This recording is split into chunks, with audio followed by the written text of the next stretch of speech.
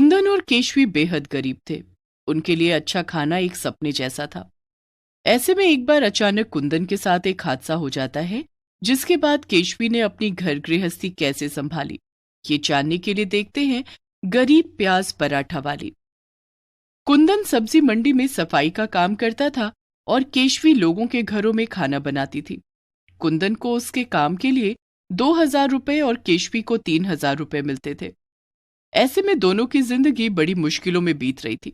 सब्जियां खरीदने के लिए उनके पास पैसे नहीं होते थे। सब्जी मंडी में सब्जी विक्रेता जो सड़ी गली सब्जियां फेंक देते, कुंदन उन्हें घर ले आता था, जिसमें से छांट कर केशवी उनकी सब्जियां बना लेती थी। एक दिन केशवी अपनी मालकिन के घर में खाना बना रही थी। मालकिन, आज घर में कोई हरी सब्जी नहीं है, सिर्फ प्याज है, खाने में क्या बनाऊं? केशवी, मैं आज शाम सब्जियां लेने बाजार जाऊंगी, तू ऐसा कर प्याज के पराठे बना दे। ठीक है मालकिन। केशवी ने उस दिन प्याज के पराठे बनाए, जिसे मालकिन ने खाया और मालिक उसे लंच में ऑफिस ले गए। उस दिन मालकिन ने केशवी से कहा, केशवी, तुमने आज प्याज के पराठे बहुत टेस्टी बनाए हैं।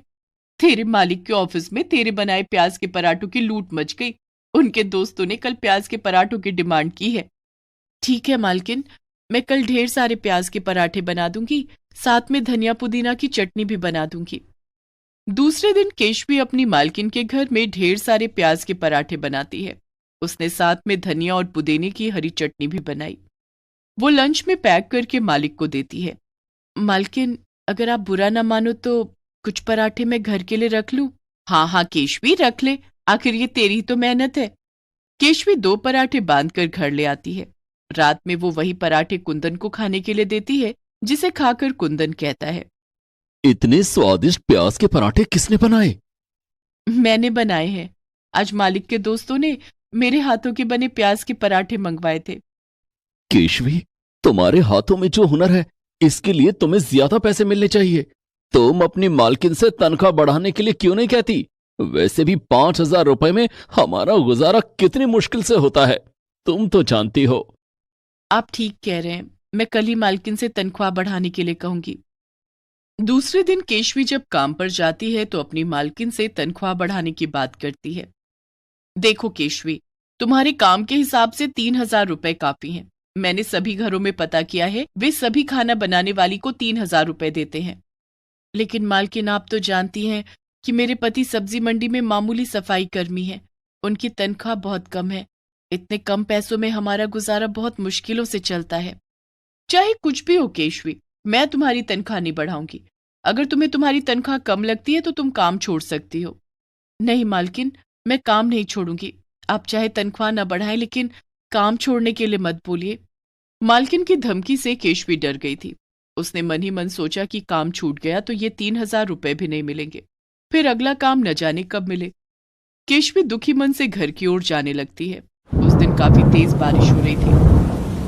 लगता है मेरे दुख पर आसमान भी आंसू बहा रहा है। उफ, इतनी तेज बारिश, सब्जी मंडी में कीचड़ हो गई होगी, न जाने वो घर कैसे आएंगे। ये सोचते हुए केशवी घर पहुंचती है। तभी वो देखती है कि कुंदन के कुछ दोस्त उसे कंधे पर लाद कर घर ला रहे हैं। ये देखकर केशवी के होश उड़ जाते हैं। क्या हुआ इन्हें? बारिश होने के कारण सब्जी मंडी में कीचड़ हो गया था, जिसमें कुंदन का पैर फिसल गया और इसका एक पैर फ्रैक्चर हो गया। हमने इलाज करवा दिया है। डॉक्टर ने 1 महीना आराम करने के लिए कहा है। हे भगवान, तू हम गरीबों के पीछे क्यों पड़ा है? इंदर भैया, इन्हें बिस्तर पर बिठा दो। कुंदन के दोस्त उसे बिस्तर पर बिठाकर चले जाते हैं। कुंदन की हालत देखकर केशवी का दुख आंसू बनकर आंखों से बहने लगता है। ये क्या हो गया जी? पहले ही हमारी गरीबी हमारी दुश्मन बनकर बैठी थी, अब उस पर यह हादसा हो गया। केशवी, तुम तो जानती हो कि थोड़ी सी बारिश में सब्जी मंडी का बुरा हाल हो जाता है। सब्जी विक्रेता चारों तरफ सड़ी गली सब्जियां फेंक देते हैं, जो बारिश का पानी पड़ते ही कीचड़ में बदल जाता है। तुम घबराओ मत केशवी, बस 1 महीने की तो बात है। 1 महीने के बाद मैं काम पर जाने लगूंगा। तुमने अपनी मालकिन से तनख्वाह बढ़ाने की बात की थी, उन्होंने मना कर दिया। कोई बात नहीं, ये मुसीबत भी हम हंसते हंसते सह लेंगे। ऊपर वाला कुछ उपाय जरूर करेगा। लेकिन आपको इस हालत में अकेला छोड़कर मैं काम पर कैसे जाऊंगी? आपको एक सहारे की जरूरत होगी। तुम मेरी चिंता मत करो केशवी, मैं घर पर अकेला रह लूंगा, तुम काम पर जरूर जाना। लेकिन दूसरे दिन कुंदन को नहलाने धुलाने में केशवी को लेट हो जाता है और वो काम पर देर से पहुंचती है। मैंने तनख्वाह बढ़ाने से मना कर दिया तो तू नखरे दिखा रही है। तू पूरा 1 घंटा लेट आई है। तेरे साहब को बिना खाए ऑफिस जाना पड़ा। माफ कर दीजिए मालकिन, मेरे पति। मालकिन ने केशवी को बीच में ही टोकते हुए कहा, सफाई देने की जरूरत नहीं है, मैंने दूसरी काम वाली रख ली है, तुम जा सकती हो। ऐसा मत कीजिए मालकिन, आप मेरी पूरी बात तो सुनिए। मुझे कुछ नहीं सुनना, कहा ना तुम जा सकती हो। मालकिन ने दरवाजा जोर से बंद कर दिया। केशवी परेशान होकर घर वापस आ गई। क्या बात है केशवी, तुम बहुत जल्दी आ गई। मालकिन ने कहा है कि अब मुझे काम पर आने की जरूरत नहीं है। लेकिन उन्होंने ऐसा क्यों कहा? मुझे आज काम पर पहुंचने में देरी हो गई, उन्होंने दूसरी काम वाली रख ली। समझ गया, मेरी वजह से तुम काम पर जाने में लेट हो गई। आपकी वजह से कुछ नहीं हुआ जी, जो कुछ भी होता है सब ऊपर वाले की मर्जी से होता है। लेकिन अब हमारा गुजारा कैसे चलेगा? मैं काम पर जा नहीं सकता और तुम्हें मालकिन ने काम से निकाल दिया। कुंदन और केशवी दोनों सोच में पड़ जाते हैं। थोड़ी देर सोचने के बाद, ज्यादा मत सोचिए, मैं सब्जी मंडी जा रही हूँ, सड़ी गली सब्जियां चुनने, खाना भी तो बनाना है। इतना कहकर केशवी सब्जी मंडी चली जाती है। उस दिन सब्जी मंडी में सड़े गले प्याज ही फेंके हुए थे। आज तो लगता है काफी प्याज बर्बाद हुए हैं। सब्जी विक्रेताओं ने इतने सारे प्याज फेंक दिए, इतने सारे प्याज लेकर घर कैसे जाऊं? केशवी एक सब्जी विक्रेता से एक टोकरी मांगती है। वो सब्जी विक्रेता उसे टोकरी दे देता है। केशवी टोकरी में सारे सड़े गले प्याज रखकर घर ले जाती है। इतने सारे प्याज, इतने सारे प्याज हमारे किस काम की? ये प्याज हमारे तो किसी काम आ ही जाएंगे। केशवी उन सड़े गले प्याज से छांट कर अच्छे प्याज अलग कर लेती है। उनमें से काफी मात्रा में अच्छे अलग हो जाते हैं। फिर केशवी कुछ प्याज लेकर रात के खाने के लिए प्याज का पराठा बनाती है। रात को खाना खाते समय, हमारा आज का गुजारा तो हो गया, लेकिन कल हम क्या करेंगे? ये प्याज के पराठे कब तक खाएंगे? मैं सोच रही हूं कि क्यों ना मैं प्याज का पराठा बनाकर इन्हें बेचने लगूं। ये तो तुमने बहुत अच्छी बात सोची है। इस तरह ये प्याज इस्तेमाल भी हो जाएंगे और हमारी कमाई भी हो जाएगी। दूसरे दिन केशवी प्याज के ढेर सारे पराठे और साथ में धनिया पुदीना की हरी चटनी बनाती है। फिर उन्हें बाजार में बेच देती है। पहले ही दिन केशवी को अच्छा मुनाफा होता है। तुम्हारा प्याज के पराठों का आइडिया बहुत अच्छा था। पहले ही दिन हमारी अच्छी कमाई हुई है। उन पैसों से केशवी और ज्यादा आटा और घी खरीद कर लाती है और दूसरे दिन भी प्याज के पराठे बनाकर उन्हें बाजार में बेच देती है। अब केशवी रोज प्याज के पराठे बनाकर बाजार में बेचने लगी। वो लागत और मुनाफे को अलग अलग रख देती। मुनाफे के पैसे से वो प्याज के पराठे बनाने का सामान खरीद लेती। धीरे धीरे मुनाफा बढ़ता जाता है। समय गुजरता गया और 1 महीना बीत गया। 1 महीना हो गया है, चलिए आपको डॉक्टर के पास ले चलती हूँ। लेकिन मैं डॉक्टर के पास कैसे जाऊंगा? आप चिंता मत कीजिए, मैं इतनी मेहनत आपके लिए ही कर रही हूँ। मैंने कुछ पैसे बचा कर रखे हैं जो मैंने प्याज के पराठे बेचकर कमाए हैं। केशवी एक टैक्सी बुलाती है और उसमें बिठाकर कुंदन को अस्पताल लेकर जाती है। वहां केशवी कुंदन के पैर का प्लास्टर कटवाती है और उसे दवाइयां दिलवाती है। घर आकर, केशवी, अब मैं कल से सब्जी मंडी जाऊंगा। नहीं, डॉक्टर ने अभी आपको 1 महीना और आराम करने के लिए कहा है। अभी मैं आपको कहीं नहीं जाने दूंगी। वैसे भी मेरे प्याज के पराठों का काम अच्छा चल रहा है। मैं तो कहती हूँ कि इस काम में आप भी मेरी मदद कीजिए। उस दिन से कुंदन भी प्याज के पराठे बनाने में केशवी की मदद करने लगा। वो कुर्सी पर बैठे बैठे प्याज काट दिया करता, जिससे केशवी का काम आसान हो जाता। वो अब पहले से भी ज्यादा प्याज के पराठे बनाने लगी। इस तरह केशवी का काम और अच्छा चलने लगा। धीरे धीरे कुंदन भी पूरी तरह से ठीक हो गया था। दोनों ने मिलकर प्याज के पराठों का एक ढाबा खोल लिया।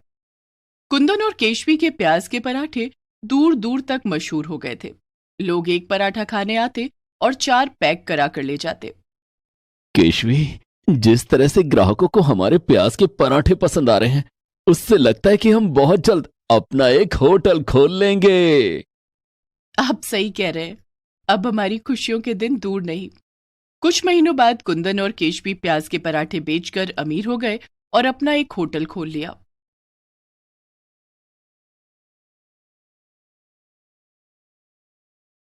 मीनू अपने पिता के साथ रहती थी। मीनू के पिता दीनदयाल एक गरीब मजदूर थे। दीनदयाल मजदूरी करके जो पैसे कमाता, मीनू उन्हें बहुत संभाल कर रखती थी। मीनू को बचपन से नाचने, गाने और खाना बनाने का बहुत शौक था।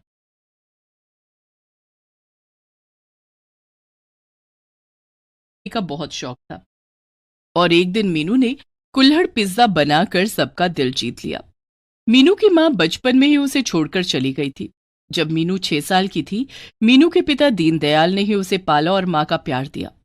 घर में मां ना होने के कारण मीनू ने बहुत छोटी सी उम्र में घर संभालना सीख लिया था। वो खाना बनाती और घर के सारे काम करती। मुझे माफ कर देना मीनू बेटी, मेरे होते हुए तुझे घर के सारे काम करने पड़ते हैं। पिताजी, अगर आप घर का काम करेंगे तो 2 पैसे कमाने के लिए बाहर कब जाएंगे? आप दिन भर बाहर कड़ी मेहनत करते हैं, तब तो हमें 2 वक्त की रोटी मिल पाती है। मुझे घर का काम करने में कोई परेशानी नहीं है, बल्कि अच्छा लगता है। मुझे पता है बेटी, तू बिल्कुल अपनी माँ जैसी है, घर को संभाल कर रखने वाली। ये ले कुछ पैसे रख ले। दीनदयाल की कमाई बहुत कम थी, लेकिन वो जो कुछ भी कमाता सब मीनू को ला कर देता। मीनू उन पैसों में घर खर्च के लिए पैसा निकाल कर बाकी पैसों को अलग रख देती। मीनू बेटी, तू इन पैसों को चावल के डिब्बे में क्यों रख रही है? बाबा, ये पैसे हमारे काम आएंगे। इन पैसों से हम अपना कुछ काम शुरू कर सकते हैं। ठीक है मीनू बेटी, अब खाना लगा दे, मुझे बहुत भूख लगी है। अभी लगाती हूँ बाबा। मीनू दीनदयाल के लिए एक प्लेट में फ्राइड राइस लेकर आई। ये क्या मीनू बेटी, आज तुमने रोटी नहीं बनाई? बाबा, ये फ्राइड राइस है, मैंने पहली बार बनाया है। आप खाकर बताओ कैसा बना है। दीनदयाल ने फ्राइड राइस खाया तो उसे बहुत पसंद आया। वाह, क्या फ्राइड राइस बनाया है तुमने, बहुत स्वादिष्ट है। ये फ्राइड राइस बनाना तुमने कहां से सीखा? मेरी सहेली है ना निशु, उसने मुझे बताया कि उसकी माँ उसके लिए ऐसे ही फ्राइड राइस बनाती है। बाबा, उसने तो मुझे पिज्जा बनाना भी बताया है। मैं आपके लिए कल ही पिज्जा बनाऊंगी। ठीक है मीनू बेटी, अब तू भी खाना खा ले। मीनू भी खाना खाकर सो जाती है। दूसरे दिन मीनू ने चावल के डब्बे में बचाए हुए पैसों से कुछ पैसे निकाले और बाजार से पिज्जा बनाने का सामान लेकर आई। उस दिन उसने पिज्जा बनाकर दीनदयाल को खिलाया। वो पिज्जा बहुत ही टेस्टी था। मीनू बेटी, तूने ऐसा पिज्जा बनाया जैसे किसी बड़े शेफ ने बनाया हो। तेरे हाथों में जादू है। सच बाबा? हाँ मीनू बेटी, तू भी तो खा के देख। मीनू भी अपना बनाया हुआ पिज्जा खाती है, जो उसे बहुत अच्छा लगता है। इसी तरह मीनू आए दिन कुछ न कुछ बनाकर अपने पिता को खिलाती। इसी तरह उन दोनों के दिन खुशी खुशी बीत रहे थे। लेकिन एक दिन अचानक मीनू के ऊपर दुखों का पहाड़ टूट पड़ा। जब मजदूरी करते समय दीनदयाल सीढ़ियों से गिर गया और उसका एक पैर टूट गया। दीनदयाल के दोस्त उसे अस्पताल ले गए और मीनू को इस बात की खबर दी। मीनू चावल के डब्बे से सारे पैसे लेकर भागी भागी अस्पताल पहुंची और दीनदयाल के पैरों का इलाज करवाया। उसके बाद दीनदयाल के दोस्तों ने उसे उसके घर पहुंचा दिया। घर आने के बाद, मीनू बेटी, ऊपर वाले ने हमारे साथ इतनी नाइंसाफी क्यों की? इस हाल में मैं कुछ काम करने के लायक नहीं रहा। अब घर का खर्चा कैसे चलेगा? आप परेशान मत हो बाबा, कुछ ना कुछ उपाय जरूर निकल आएगा।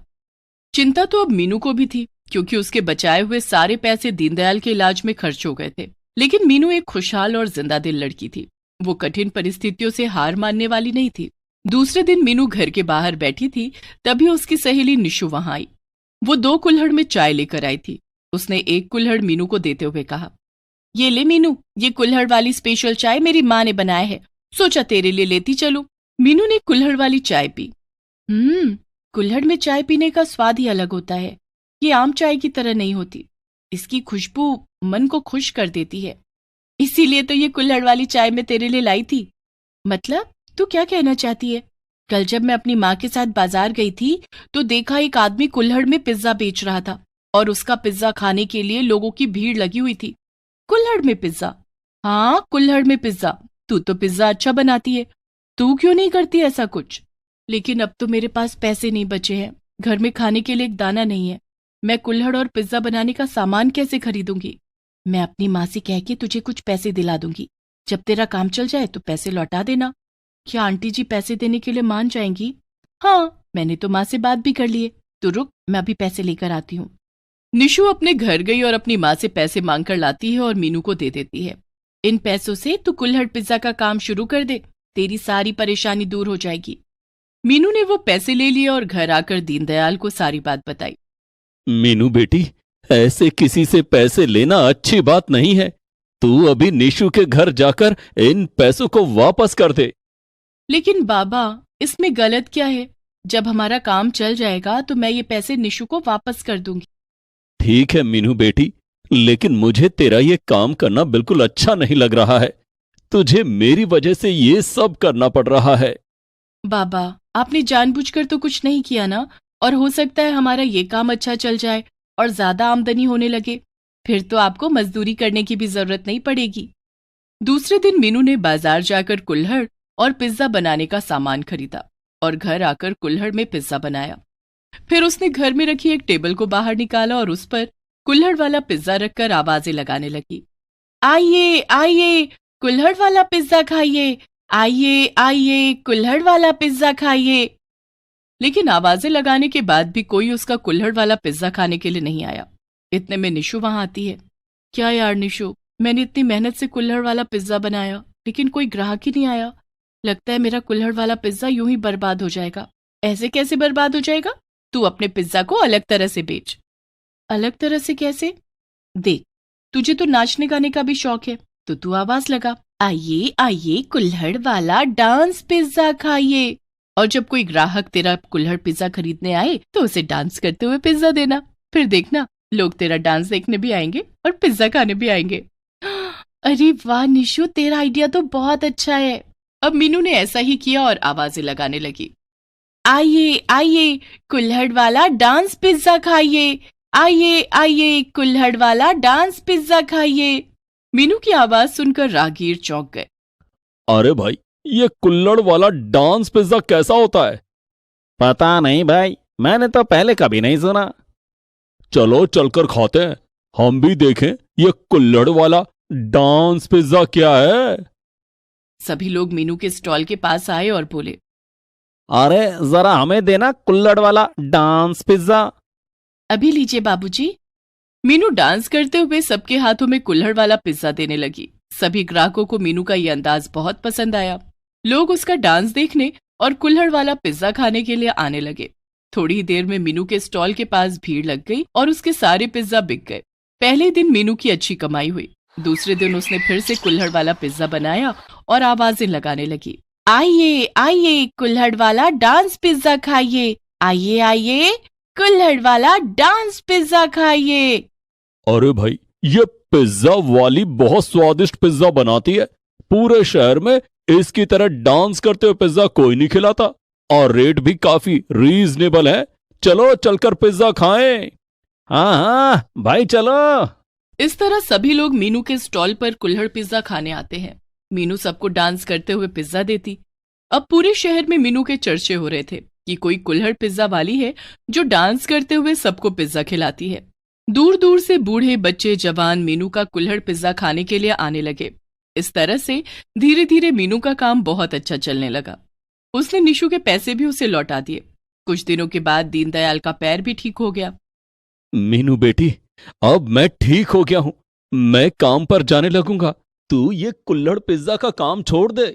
पिताजी, इस कुल्हड़ पिज्जा के काम की वजह से हमारे मुश्किल भरे दिन अच्छे से कट गए। मैं तो कहती हूँ कि अब आपको मजदूरी करने की कोई जरूरत ही नहीं है। आप भी मेरे साथ पिज्जा बनाना और बेचना। मजदूरी के काम में बहुत जोखिम है और फिर रोज रोज मजदूरी भी तो नहीं मिलती। कुल्हड़ पिज्जा के काम से अच्छी कमाई हो रही है। इस काम को छोड़ना अब ठीक नहीं है। निशु ने सही समय पर मेरी मदद की और मुझे अच्छी सलाह दी है। तू ठीक कह रही है मीनू बेटी, मैं भी अब तेरे साथ कुल्हड़ पिज्जा बनाया करूंगा। दूसरे दिन से मीनू ने दीनदयाल को भी कुल्हड़ पिज्जा बनाना सिखाना शुरू कर दिया। अब दीनदयाल और मीनू दोनों मिलकर रोज से ज्यादा कुल्हड़ पिज्जा बनाने लगे और बेचने लगे। दीनदयाल पिज्जा बेचने में मीनू की मदद करता और मीनू डांस करते हुए लोगों को पिज्जा खिलाती। इस तरह से कुछ ही दिनों में उनका कारोबार अच्छा चलने लगा। अब उन्होंने एक छोटी सी दुकान खोल ली और लोगों को कुल्हड़ पिज्जा खिलाने लगे। मीनू की सूझबूझ और निशु की मदद से उनका कुल्हड़ पिज्जा का काम एक व्यवसाय में बदल गया और अब मीनू और दीनदयाल की गरीबी दूर हो गई थी। Please subscribe this channel.